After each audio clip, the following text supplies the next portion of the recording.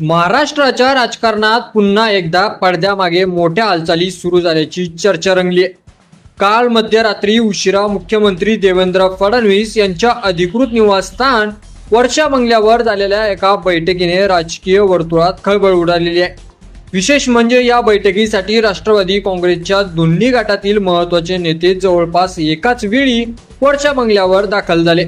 शरद पवार गटाचे ज्येष्ठ नेते जयंत पाटील, तर अजित पवार गटाचे प्रदेशाध्यक्ष सुनील तटकरे आणि वरिष्ठ नेते प्रफुल्ल पटेल यांनी मुख्यमंत्री देवेंद्र फडणवीस यांची भेट घेतली.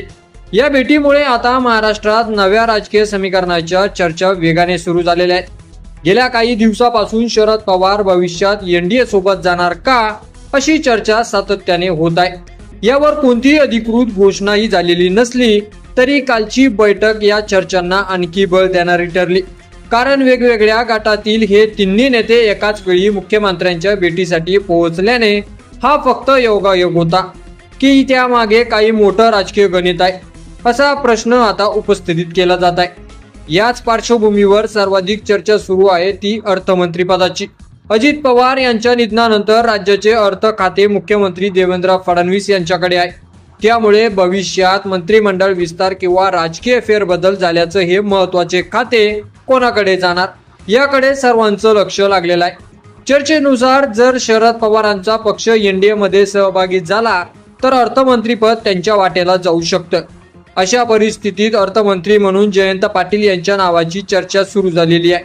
त्यांना यापूर्वी अर्थमंत्री म्हणून काम करण्याचा अनुभव असल्याने त्यांच्या नावाला अधिक महत्त्व दिले जात आहे. मात्र दुसरीकडे अजित पवार गटही हे खाते आपल्या ताब्यात राहावे यासाठी प्रयत्नशील असल्याचं बोललं जात आहे. त्यामुळे अर्थमंत्रीपदावरून दोन्ही राष्ट्रवादी गटांमध्ये पडद्यामागे राजकीय चुरस सुरू असल्याच्या चर्चांनाही जोर धरलेला आहे. त्यामुळे पुढील काही दिवसात महाराष्ट्राच्या राजकारणात मोठे निर्णय होण्याची शक्यता राजकीय विश्लेषक व्यक्त करत आहे. दरम्यान या संपूर्ण प्रकरणावर जयंत पाटील यांनी वेगळे स्पष्टीकरण दिलेले आहे. त्यांनी सांगितले की मुख्यमंत्री देवेंद्र फडणवीस यांची भेट ईश्वरपूर नगराध्यक्षाच्या अपात्रतेच्या विषयावर घेतली होती आणि सुनील तटकरे व प्रफुल्ल पटेल यांच्यासोबत कोणतीही संयुक्त बैठक झालेली नव्हती. मात्र तिन्ही नेते एकाच वेळी वर्षा बंगल्यावर उपस्थित असल्याने या स्पष्टीकरणातही राजकीय चर्चांना पूर्ण विराम मिळालेला नाही. या सर्व घडामोडींमध्ये आणखी एक महत्त्वाची बाब म्हणजे शरद पवार आणि सुप्रिया सुळे यांनी अद्याप या विषयावर कोणतीही सार्वजनिक प्रतिक्रिया दिलेली नाही. त्यांच्या या शांततेमुळे राजकीय चर्चांना आणखी खतपाणी मिळत आहे. दुसरीकडे अजित पवार गटातील नेतृत्वाची सूत्रे सध्या सुनेत्रा पवार आणि पार्थ पवार यांच्याकडे असल्याची चर्चा सुरू आहे.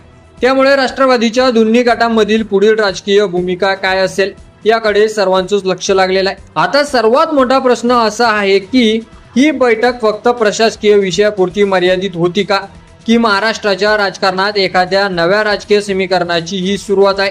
शरद पवार खरोखरच एनडीए मध्ये सहभागी होतील का, जयंत पाटील यांच्या खांद्यावर अर्थमंत्री पदाची जबाबदारी येईल का, की या सर्व चर्चा केवळ राजकीय तर्कवितर्क ठरतील.